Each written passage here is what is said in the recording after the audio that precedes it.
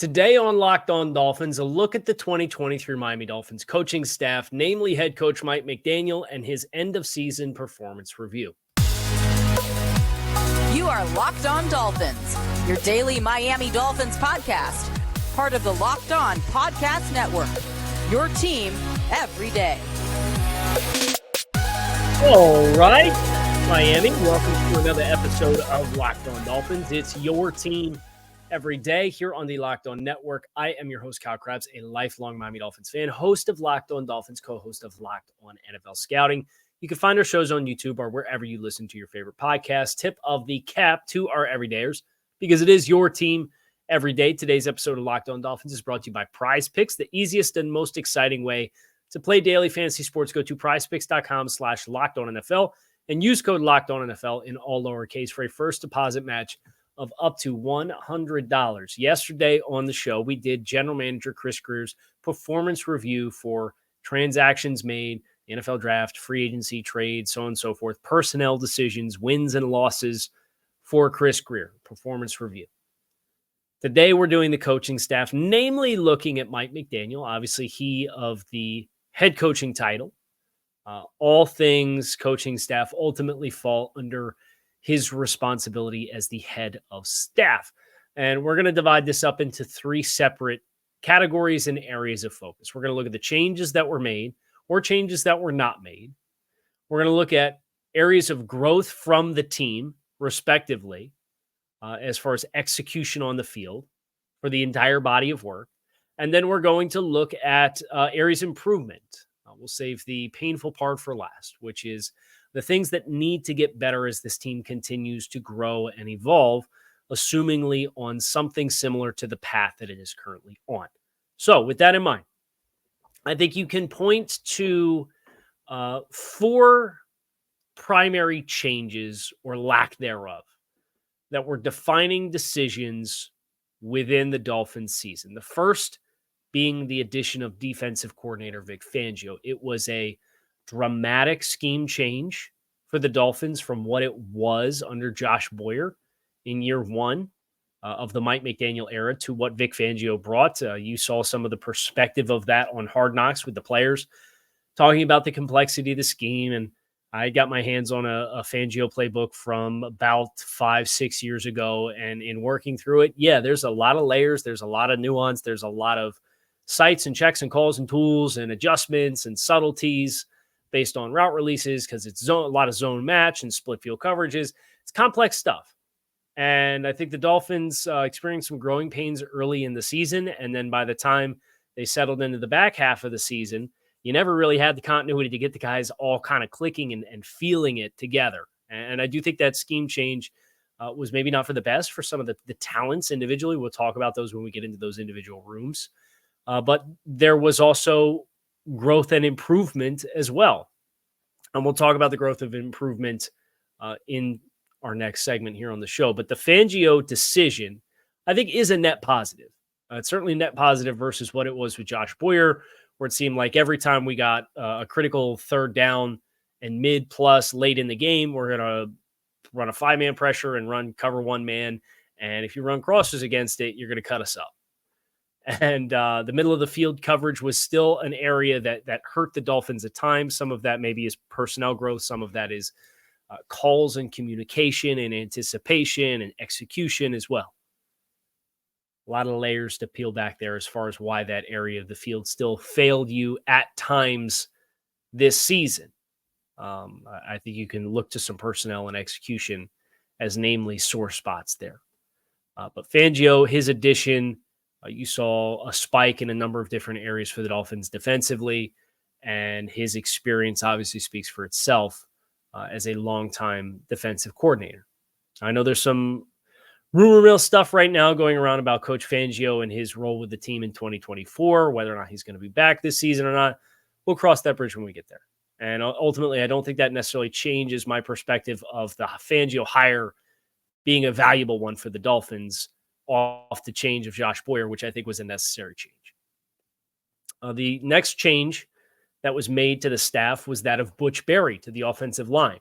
And when the team dismissed Matt Applebaum, last year's offensive line coach, they alluded to hoping to free up Frank Smith more. They said Frank Smith was having to be too hands-on with the offensive line as compared to being hands-on as the offensive coordinator with the entirety of the unit. And Butch Berry comes in, and I know that the way the season ended, there's a sour taste in some people's mouths with how limited the offense was at times, in part because of the offensive line. And I think injuries were a compounding factor there for sure. But I think the actual execution and the growth of the players and the leap in the performance is a net positive for Miami. You certainly wish that that group had more continuity than 12 different starting offensive line combinations, which was the hand that they were dealt this year. And you use it as context and say, hey, your bottom of the roster offensive linemen probably need to be better players.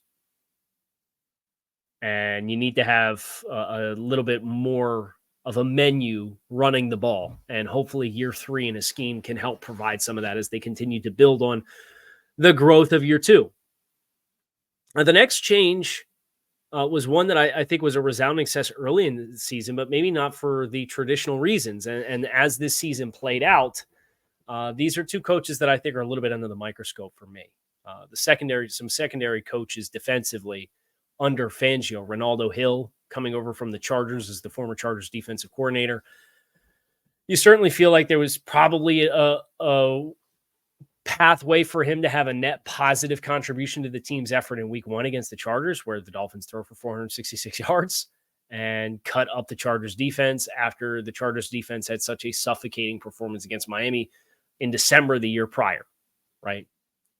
And Joe Casper, the safeties coach. And I point to these two because whether it was injuries at safety or the passing defense in general, Miami, it felt like anytime there was an interruption to that unit, there were miscommunications, there was grass, there were guys that end up being put in the game that didn't feel like they were ready to play. I think about the end of the Tennessee game with the safeties that have to go into that game, and it didn't feel like they were ready for that moment. And then there's also the element of the execution of the corners in that game specifically as well. But the first Buffalo game, you lose to Sean Elliott, and it's a hot mess.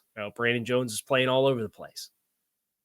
The nickel position all season long. That's not a Joe Casper problem, but is your passing game defensive passing game coordinator. Ronaldo Hill, I look at as well.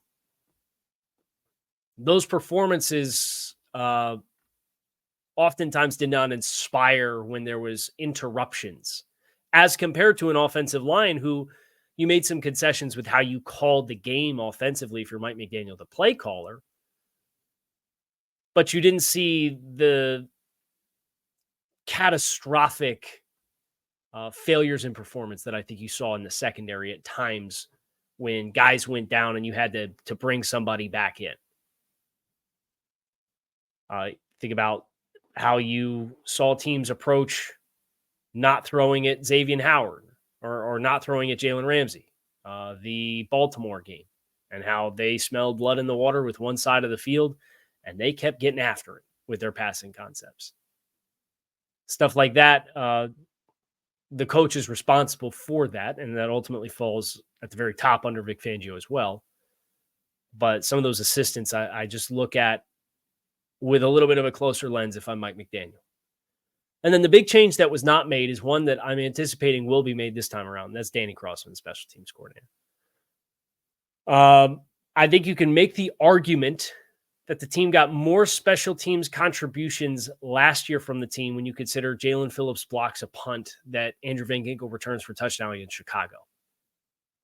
This year, you had some teeth to your return game. You never really popped a big one, but at least you had some returns and didn't just fair catch everything.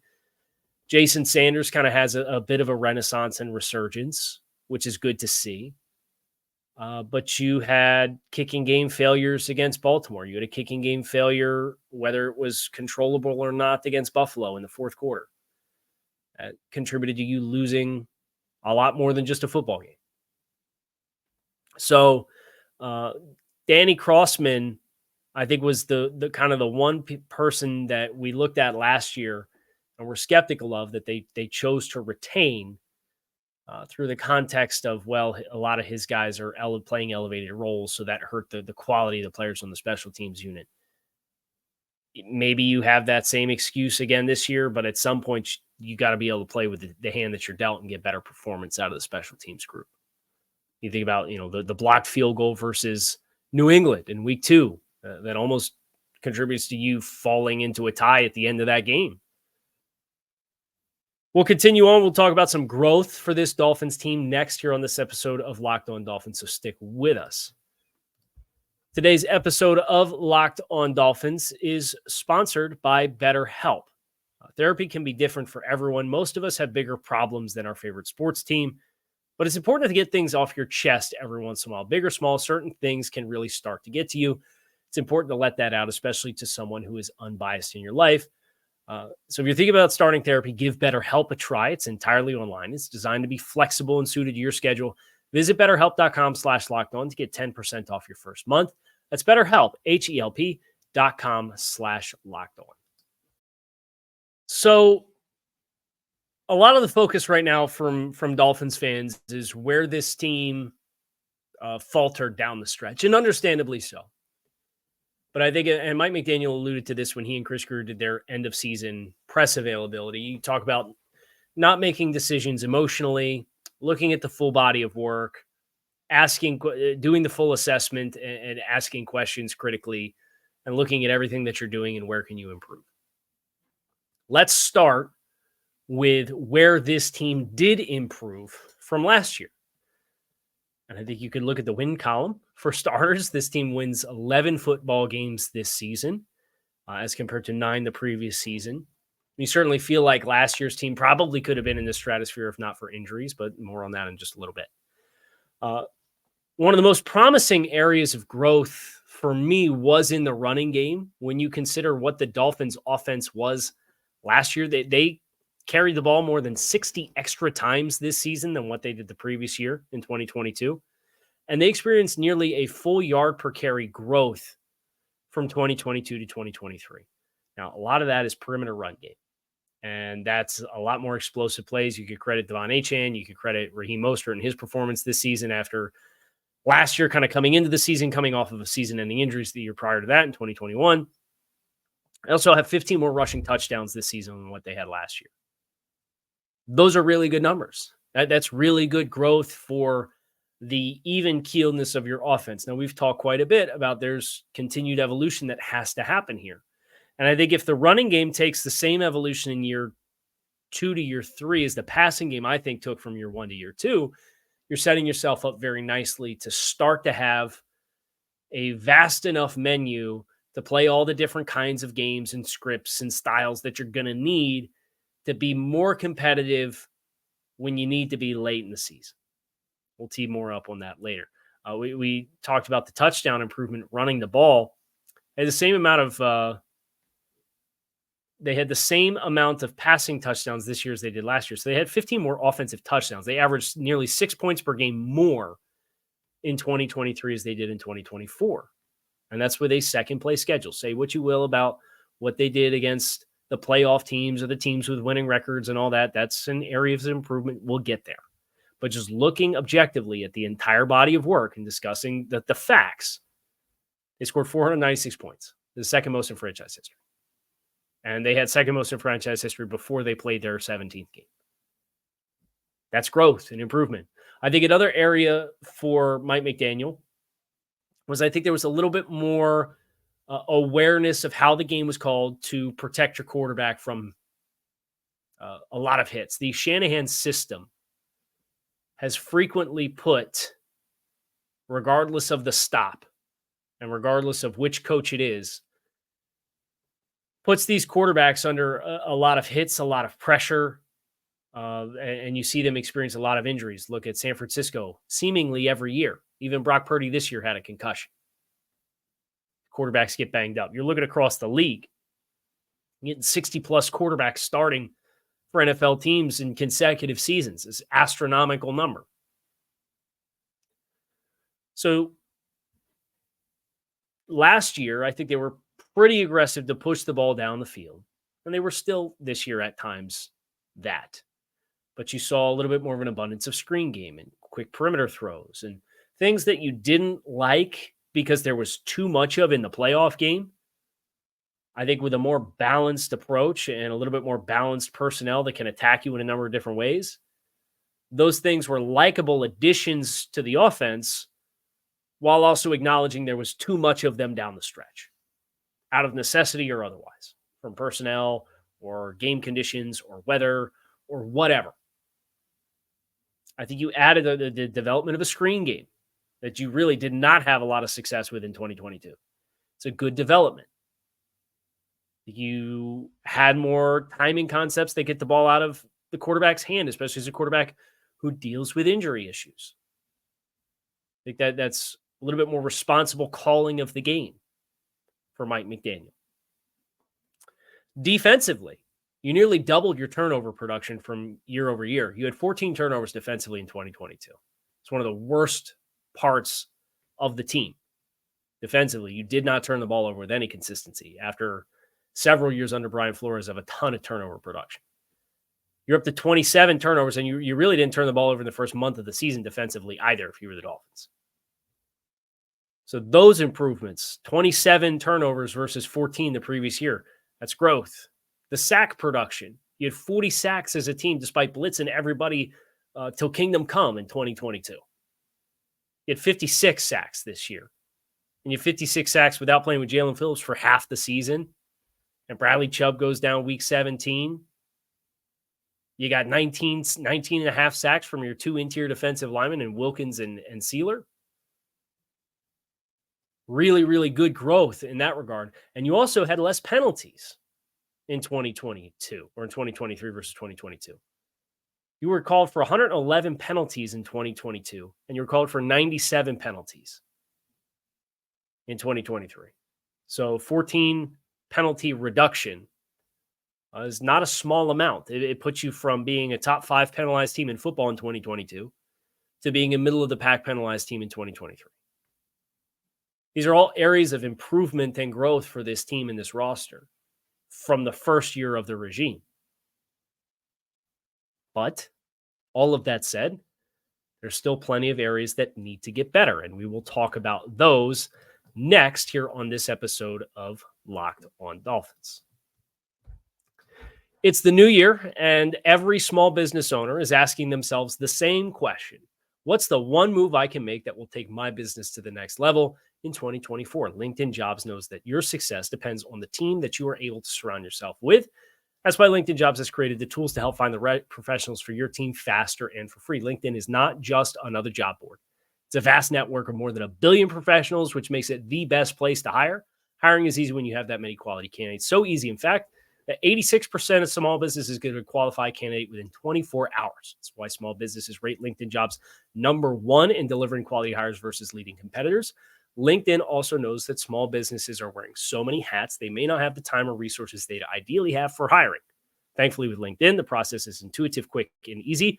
Post your job for free at linkedin.com/LockedOnNFL. That's linkedin.com/LockedOnNFL to post your job for free. Terms and conditions do apply. It's now officially Let's Go Heat and Let's Go Panthers, Vamos Gatos season here in South Florida. And if you're thinking of heading down to the arena to catch a hockey game or a basketball game or a concert or anything else, Gametime has you covered. It is the go-to place for last-minute tickets. They're the only ticketing app that gives you complete peace of mind with your purchase. You get upfront prices, so there's no surprises when you put tickets into your cart and go to checkout.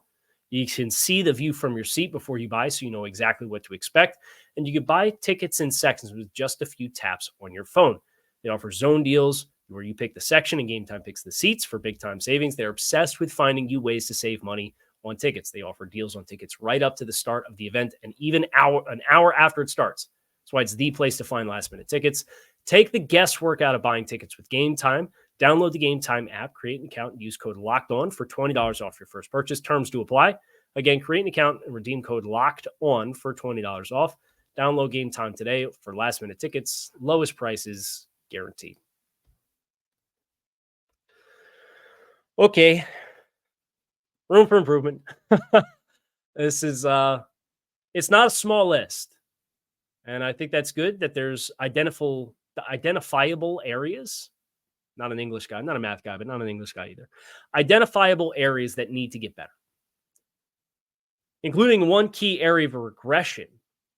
Teams with winning records. The Dolphins 1-6, including the postseason loss against teams with winning records in 2023. They had 4 wins versus teams with winning records in 2024. Now, that included Detroit as a team who started extremely slow, but Detroit also took you to the wire when you played Detroit last year. The Dolphins beat Baltimore in Baltimore. The Dolphins beat Buffalo at home. They beat Pittsburgh, who finished 9-8, and they beat Detroit. And you got to a tough late season stretch with the West Coast, or the 3-game road trip against Buffalo and San Francisco and the Chargers, and you fell off the wagon there, and you lost all 3 of those games. And then Tua Tagovailoa gets hurt, and it really snowballs on you. And it was tough, right? But you did have those wins coming specifically in the first half of the season. But you still had 4 wins against teams with winning records, which is 4 times as many as you had last year. There's some degree of that, which I think is just kind of variance. Year over year, I look at a team like Minnesota, right? Minnesota goes, I think, 11-0 in 1-score games in 2022. They come out, they lose their first 4 games as 1-score losses the following year, right? It's kind of like turnovers, where some of it's, you can make it a point of emphasis, but there's an unpredictability of how it's going to break. And the easy thing to say is Miami just needs to get better. They need to continue to get better.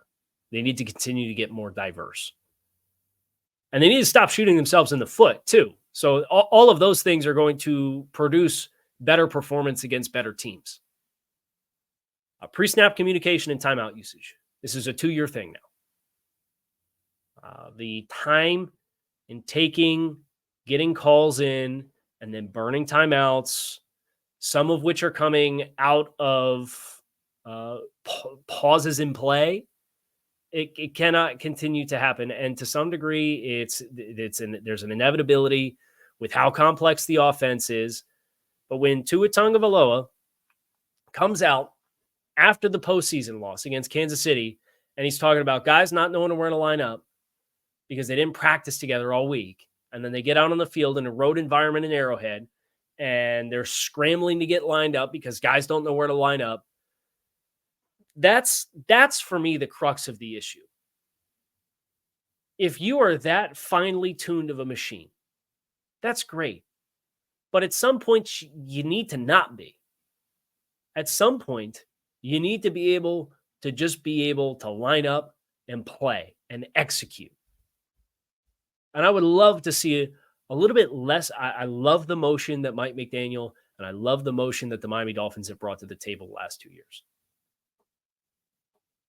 But sometimes I just love to see you get up to the line of scrimmage and snap the damn ball. Excuse my French.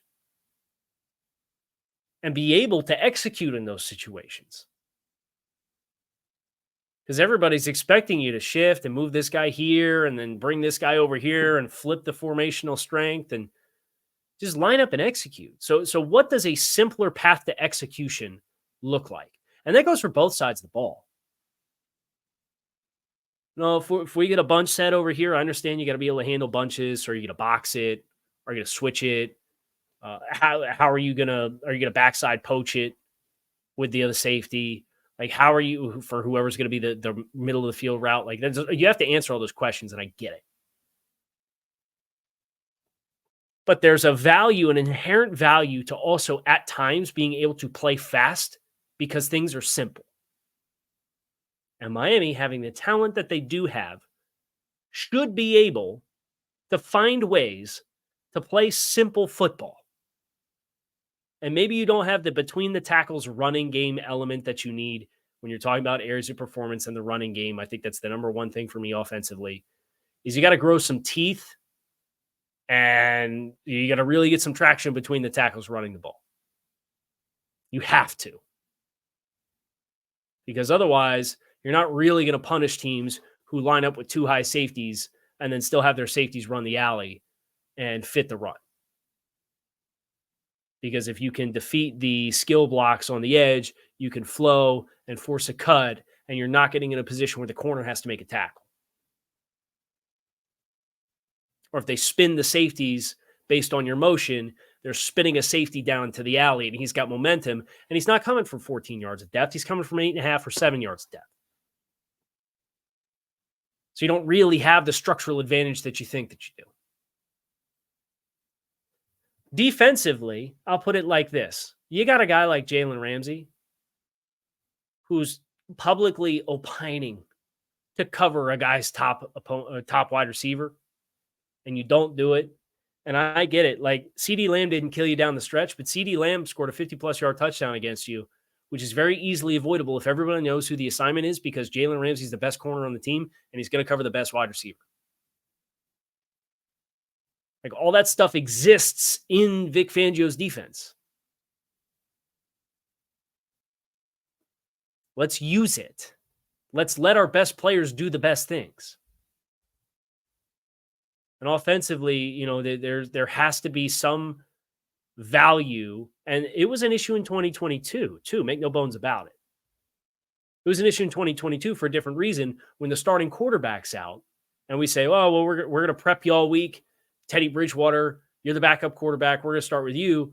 And then you get all the reps and you go down on the first play of the game against the Jets. And now Skylar Thompson has to come in. And you say, well, the game plan is the game plan. We got to do it. Well, Skylar Thompson didn't get the reps. Or you're prepping Skylar Thompson against Buffalo going into the playoff game. And he's a seventh round rookie quarterback making his 5th career start or whatever it is. And guess what? Game pre-snap execution and communication bites you in the rear end there, and it contributes to you not having what you need on the final possession of the game to try to go down and tie or take the lead.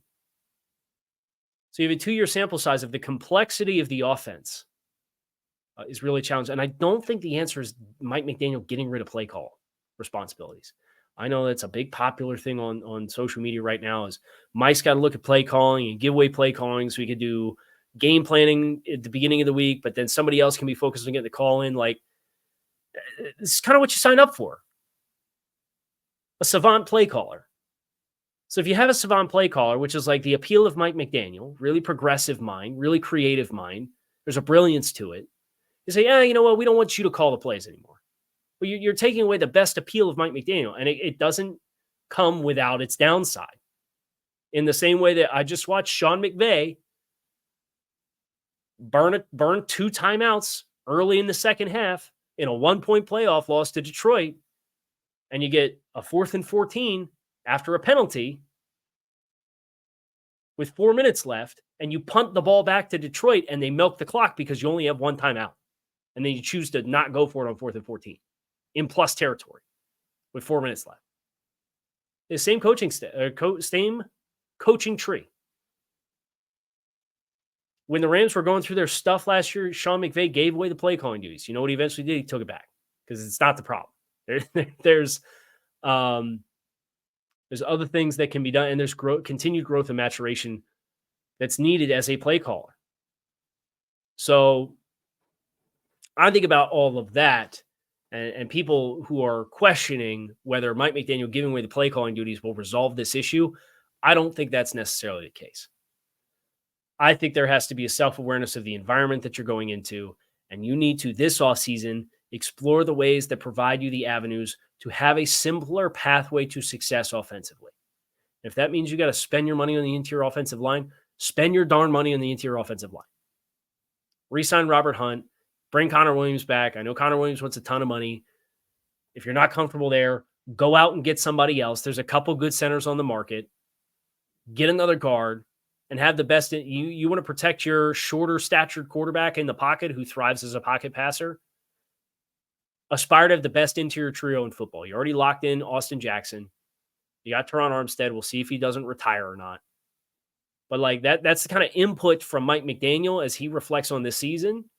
You look at what you have, what you had, what went right, what went wrong. What do you need to change it? This is the second year the complexity of the game plans at times have betrayed you. Address it. And then lastly, the special teams execution and the coaching situation there. I think is a change that probably can be and should be improved. Miami has had net negligible contributions, if not net negative contributions from special teams the last 2 seasons. You made the decision not to make the change last year. I think it'd be foolish or foolhardy to not make a change again. So that's my performance review for Mike McDaniel. There's a lot more good than bad here. I believe I saw somebody did a report card for the season and gave the coaching staff a D. A D. We go 6-11 and I miss it. I know the end of the season was disappointing. I know you had a pristine opportunity that you didn't maximize at the end of the year, but a D. Jeez Louise. Tough crowd. That's going to do it for us here on this episode of Locked On Dolphins. It is your team every day. Hope you guys enjoyed the show. Make it a great rest of your day. I'll be back again tomorrow as we continue our performance review series as we put the bow on this Dolphins 2023 season.